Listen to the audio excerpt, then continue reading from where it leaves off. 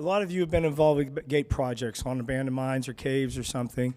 You know, it's something that we really don't do lightly because they're expensive, they take a lot of work, labor intensive, a lot of resources. But, you know, we were putting a lot of gates on endangered bats caves into Indiana bats and gray bats, well, for decades. But now a lot of other species are starting to get listed, and caves like Keith was referring to yesterday during his address, you know, caves that might have had 100 bats, we wouldn't even worry about back in the day, and now a cave with 100 bats is a fairly significant site in a lot of places. And so we're kind of reevaluating what our priorities are on some of these sites. I'm going to use gray bats as an example. I know we don't have gray bats up here, Rick does, but you know, just taking some of the documents. So, you know, a lot of the documentation, when you're talking about what do we need to do, it says, well, you know, you got to protect the most important roosts. You got to protect the most important roosts. And, you know, these kinds of themes pop up all the time in the documentation. And this is from the 5-year review, which is, you know, needs reviewed again. That's way old. But be that as it may, there's just a lot of justification for doing these things. So there's a range of gray bats. This is a gray bat roost, okay? This is not what I think of as a protected site for an endangered species. In fact, this is a pretty good example of a horrible management. This is in Kentucky, and you can tell it's a classic party cave. I was in there, I counted 7 different campfire scars within the cave itself. It was also a historic saltpeter mine, so there's a lot of cool cultural history there that's being degraded. This is privately owned, and it's a target for protection, but we just can't get agreement from the landowners right now to do so. You know, so we're kind of missing the opportunity for some of these things. So I want to show this little video. We're here at Cliff Cave in St. Louis County, and this is a new cave gate tell you a little bit about a project for the we did. protection of it. It's only a couple minutes long. St. Louis County Parks Division just last year, and that is a severely endangered bat. So we were able to get funding to protect these bats with an angle iron cave gate, which keeps intruders out, keeps people from disturbing them during the sensitive time that they are here. It took us about a week to build this large gate. It's 17 feet high and about 47 feet wide, weighs several tons. The horizontal bars are spaced just right to allow bats to fly through while not admitting most adult people. We fully expect to see an increase in bats in the next couple of years. We probably have about 125 known cave gates in Missouri, that is on all different landowners. Out of 6,300 caves, it's only about 2% of the known caves that are gated. So we're certainly not trying to gate all the caves of Missouri. It's really only the most important ones usually that have endangered bats or other endangered species. And then too, we have sometimes gated caves that were being abused by rampant vandalism. Cave gates have benefits beyond just the endangered bats that usually are the impetus for funding the cave gate. Multiple natural resources and cultural resources are often protected. We often see an increase in amphibians, you know, salamanders, cave salamanders, long-tailed salamanders, and other types of animals in the cave. And just common bats like the pipistrelle and big previously brown bats, little brown bats. They're also known from here.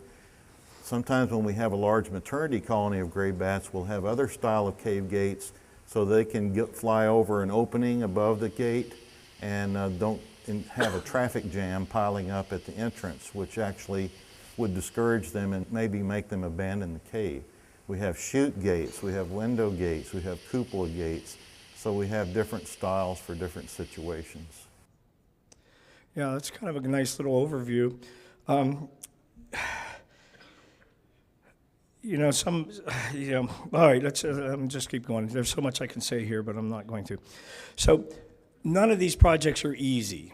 There's a lot of drivers for them. I have gated caves not just for endangered species, but for some of the more common species. I've gated caves for salamanders, for endangered cave beetles, for endangered aquatic isopods. So there's a lot of reasons to protect these things, and some people just want to protect them because the cave's pretty and they don't want people going in and breaking off all the stalactites. Okay, fair enough. So I'm not going to get into the weeds about cave ecology and so on. That's a whole nother lecture. But there are a lot of things that will benefit from protecting the cave as well as bats. There's a whole rich ecosystem in these places. Unlike mines, which are usually relatively sterile in comparison to caves. Whoops, wrong way, sorry. So, what is an ideal cave? Ideal caves, particularly for like endangered Indiana bats, have very, very cold, very, very stable temperatures. They don't like the fluctuation. They like drier caves, not as high of humidity. Gray bats, on the other hand, they do quite well in the higher humidity. Other species have other particular characteristics that they're looking for in the microclimate when they're going in. So, all caves are not equivalent. And there's various factors for that. There's a paper on this I could share with you if you want about airflow and why things get colder or warmer or whatever in the cave. Again, not going in the weeds about that.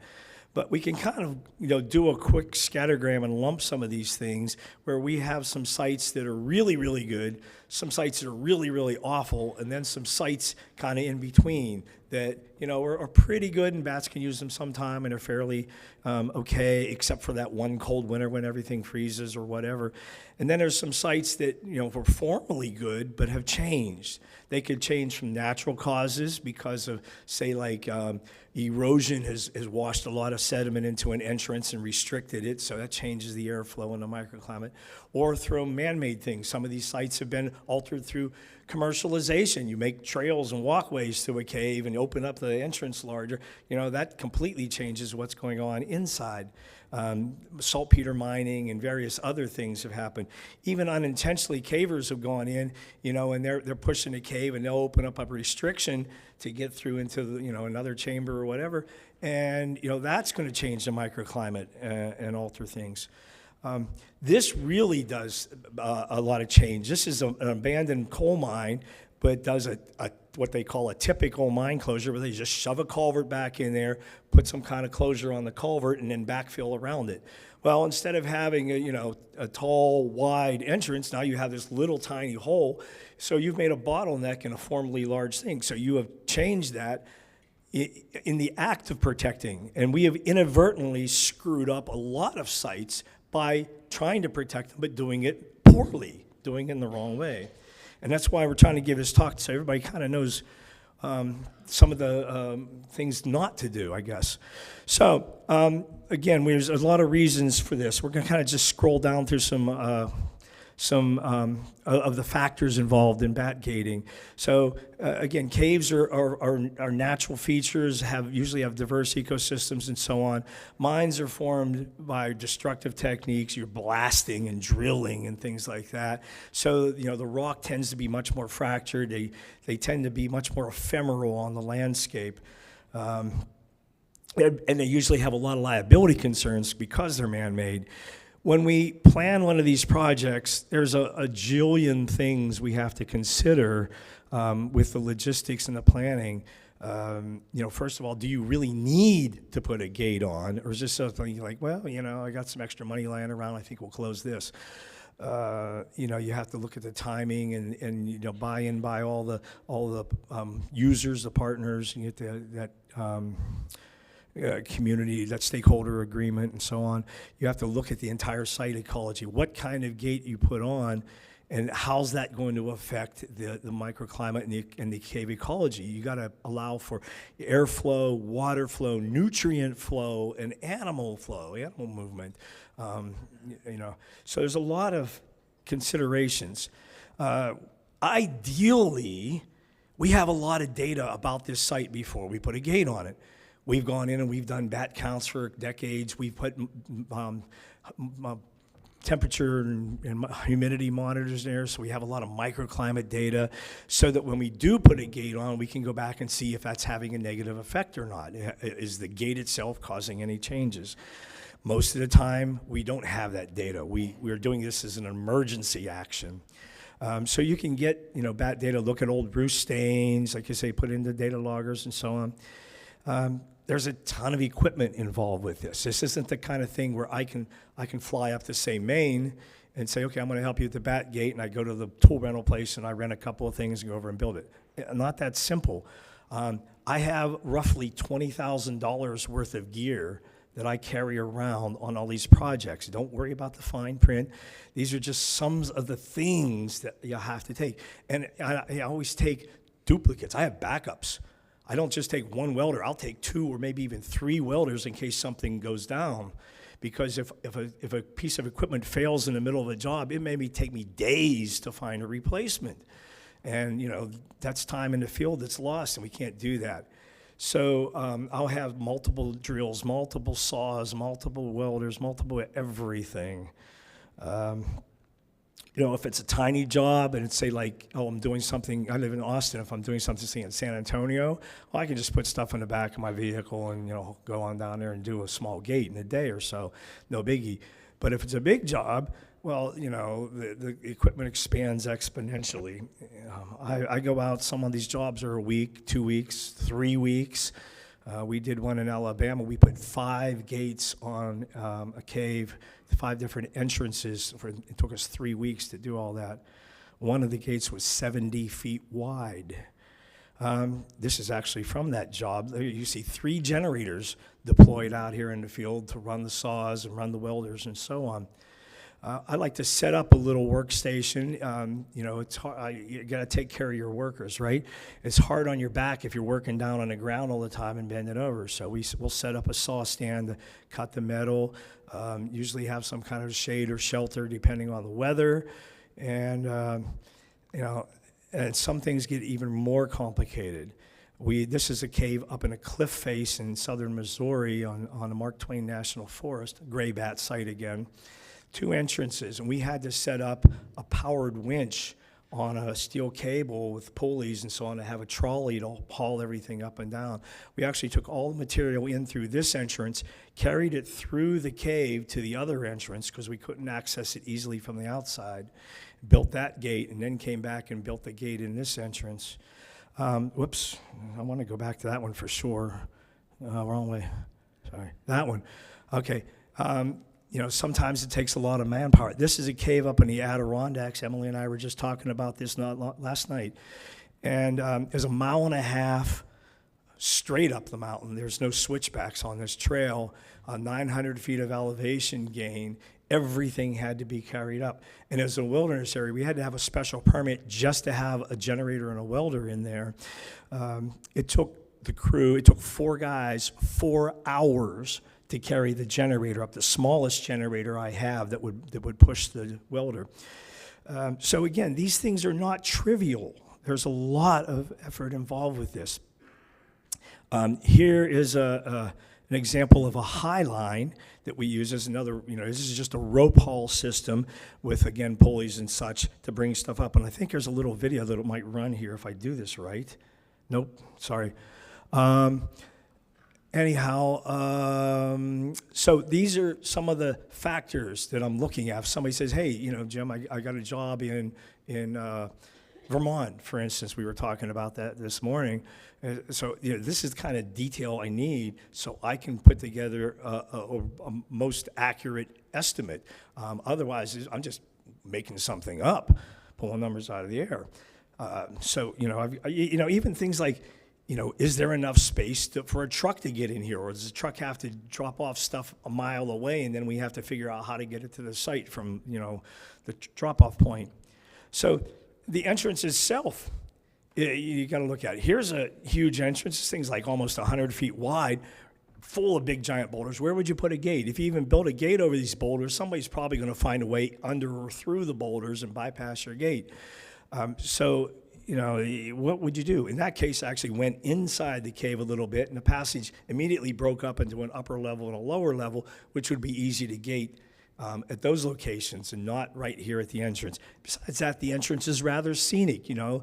You want to preserve the aesthetics of these things. So, you know, I try to make the gate look as nice as possible, but still it's a man-made thing in a nice natural environment.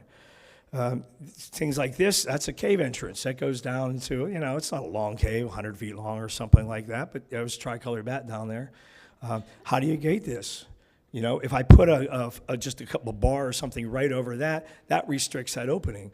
In this case, I'd have to build some type of cupola and raise it up to give the bats more flight space so they can avoid predators getting in and out. You know, there's all these things you have to think about.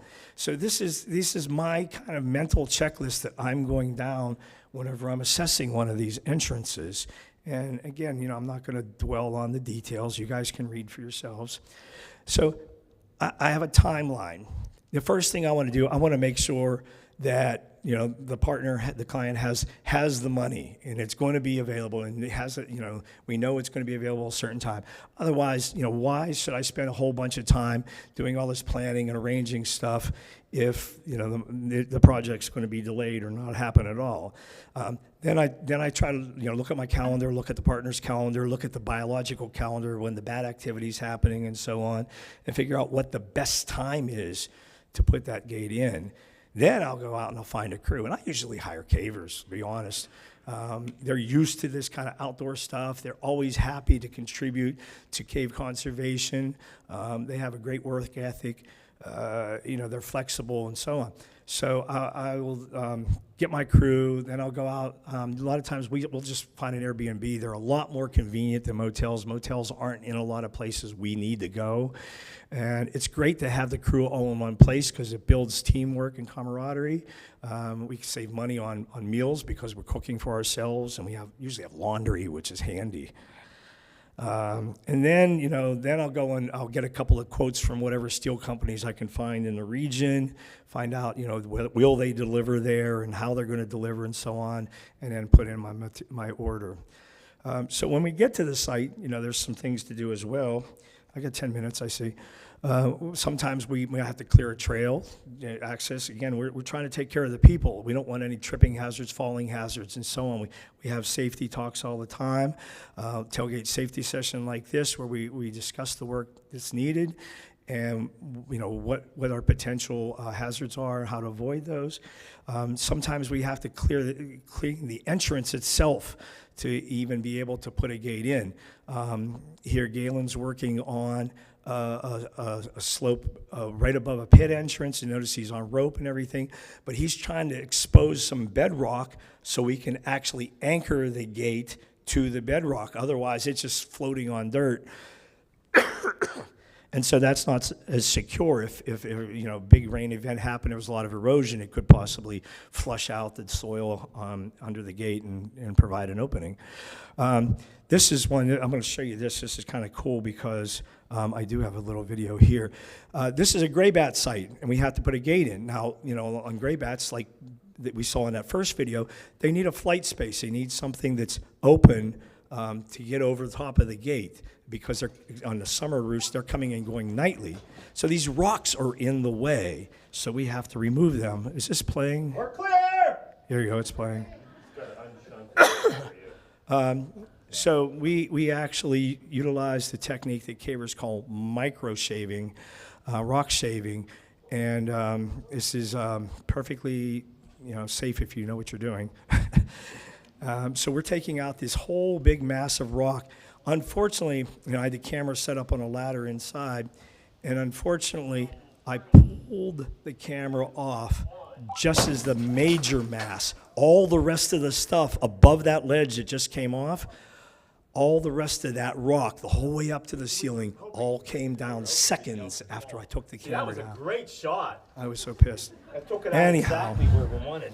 Anyhow, moving on. So if we don't have bare bedrock exposed on the floor, it's just sediment, somebody could dig under the gate, we have to prevent that. So we put down this heavy-duty expanded metal grating on the ground. We try not to do any ground disturbance other than maybe moving some boulders or rocks out of the way, because you don't know what's in the sediments. There could be cultural material down there.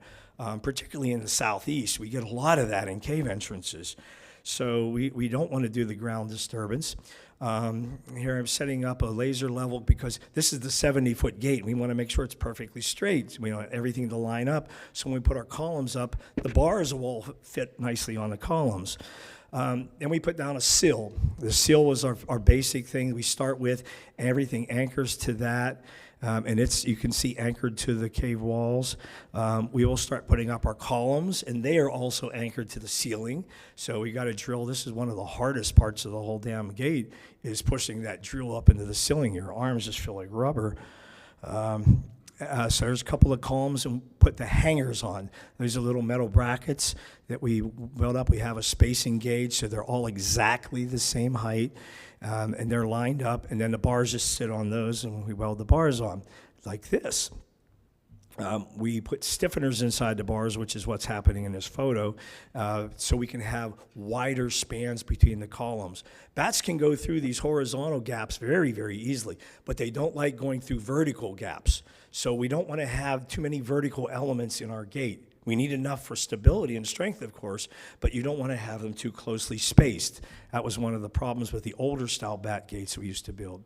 And so here's a finished gate. This is at El Malpais National Monument, the very first lava tube I ever tried to gate. And I learned a few things about working with lava tubes, but it turned out really, really well. This is the largest big-eared bat cave in the park. And here's another one. This is one we built in the city of Nashville on one of their city parks, actually. A very nice gate. Here's Eagle Cave again up in the Adirondacks. This is actually basically it's a tectonic cave formed by earth movement, cracks and so on, not dissolution of limestone. And so, you have to work with it. You want to have as much flight space as possible. So we don't have, instead of putting like 4 or 5 little vertical columns in here like, I'd have to do normally, we just, we have what I call a sloping column, which in this case is kind of a column / sill. Everything attaches right to it. Worked very well. But that top bar going across the ceiling there, practically killed the crew bringing it up the hill. Here's the other gate we had at that one in Mark Twain National Forest where the cable and everything goes through. You can see the cable still running through the gate. We worked around it until the very end when we had all our materials up, and then when we took the cable down and demobilized. Here's a flyover gate for gray bats, Sauda Cave National Wildlife Refuge. We built this one during a workshop as well. And we do these bat gate workshops. In fact, we have one coming up in the Wilkes-Barre, Pennsylvania area in September. And if you're interested in that, talk to me, talk to John, talk to Greg, talk to Mike, talk to any of the folks from the Game Commission here, and they could tell you more about it. Here's one in southwestern Virginia, Bacon Cave, another gray bat cave. This is what we call a window-style gate. You don't have to have any closure on the top because the ceiling arches out. People can't rappel and jump in there. And it's shielded on the sides and the bottom so people don't climb the gate itself and go in. Here's another window-style gate on a cave myotis site in a Texas state park. Here's what we call a chute gate. If the ceiling doesn't come out enough that people can go in, you have to box the whole thing out. And we put it up at an angle also to make it harder for people to get in. Bats can fly up a 45-degree angle with no problem. You don't want to make it steeper than that. But this is that other gate where we had the cable going up into the one entrance. Then if it's a vertical entrance, we built a cupola-style gate. This is one that was dug open, actually in a creek bed. And they put this concrete collar around it, had a flat steel plate, which of course was not very bat friendly. Well, it was dug open, so it wasn't really a bat cave, but they want to encourage bats to use it. So we put this cupola-style gate on and took the flat plate off. Here's another one on another cave myotis site in West Texas. This is actually the second longest cave in Texas, so you can kind of see how that's built. But once the gate's over, your job's not done. There's still work to do. You have to do post-gate monitoring. You need to go in there and see if the bats are still using it. You want to make sure that the gate's not damaged. This is one that some yahoos backed a 4x4 up to, put a couple of chains on it, and just pulled the gate over. Well, it turned out that somebody didn't put very short anchor pins, didn't drill long holes in the ceiling, And so they were able to do that. We were fortunately able to find a BFR in the cave, took a couple come-alongs and pulled it right back up and drilled some new anchor holes and put in some better pins and so on. Here's one that we built a new gate with a gate in the cave that a flood took out. This is insurgents, water's coming into the cave, and debris piles up against it, makes a dam, and you have all this pressure then, all this water pressure just eventually bent the gate and knocked it over.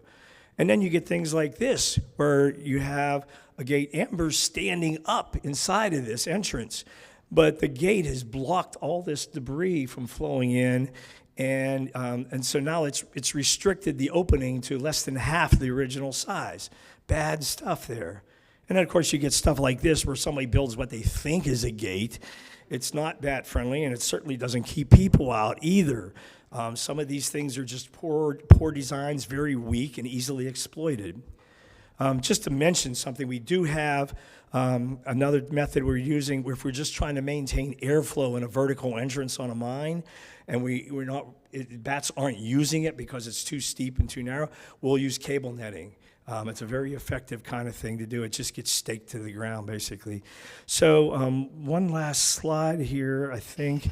Yeah, this is what we want to see. We want to see well-designed, well-placed, well-built gates that people don't get in, but are still biologically friendly. We want these things to be ecologically transparent and as secure as possible so that bats are able to do what bats do, and all the other critters in the cave. This is one of John's videos. And thank you. I'm going to be around for the rest of the week, too, if you guys have questions about gates. And look at that. I'm actually a couple minutes early. You guys didn't think I could do 60 slides in 30 minutes, huh? Okay, any questions, particular questions? Sorry, my voice is still bad. No questions? Oh, okay, go ahead. The gates that were open at the top, Yes. have you had experience with people climbing and getting in? Okay, when we have one of those gray bat maternity site summer colony cave gates that have the openings, a chute, a window, whatever, do people climb in them? Generally, no. We did have one at Sada Cave. I showed you that lower entrance gate, big flyover. There's an upper entrance that has a chute gate, and some yahoos actually took a tree ladder from a tree stand, had hooks or something, and brought it in, carried it up there, up the hill, and hooked it onto the gate and climbed up. People, if your gate's not monitored, again, if people aren't keeping an eye on this, people will have time to figure out a way to get in. You can cut through a gate, too. There's all kinds of tools out there now that allow vandals to go in and, vandalize and break in. Why do people do this? I don't have the faintest idea. A lot of times it's a dare. Where people, you put up a gate and say, we kept people out, and then somebody says, hold my beer, what's this? It's a dare for a lot of people. Other times, people really feel like they have a stake there. It's like, well, my grandpappy went in the cave, and my pappy went in the cave, and I've been going in the cave since I was a little kid. It's like, I feel ownership of this cave. I want to go in. Not when the bats are there, So you gotta find those people and work with them and educate them. But you do need to have vigilance, especially right after a gate's come up. You're going to have multiple attempts on that gate until people just get tired. And you wear them out. They start cutting through, you find the cut, you repair it, they come back and go, damn. And then they start cutting again, you find it, you repair it, and they come back and go, again? And so you have to stay ahead of the vandals and just wear them out. That's all you can do. Okay, and good question. Anybody else? I think, one more. Speaking on the same topic, 5, 10, 15 years ago, the generally didn't like gates and like gating things. Have you noticed a change in that trend? Good question. He talks about the perception of gating itself. Honestly, I don't like gates. I actually hate gates. I'm a caver. I wish we could have all these things just open and beautiful and people could just go in when they want and be careful. It's not a perfect world. We have to protect these sites, but we have to do it the best way possible. And because more species are being listed, people are starting to reevaluate these things. I did a mine, a little dinky mine, 100 feet long in South Carolina, because it was one of the better roost sites they had for tricolor bats. These aren't things we would have even considered 30 years ago. But now, there's a lot more emphasis on this. And I just want everybody, if you're going to do a gate project, please, please, please try to do it right, not fast.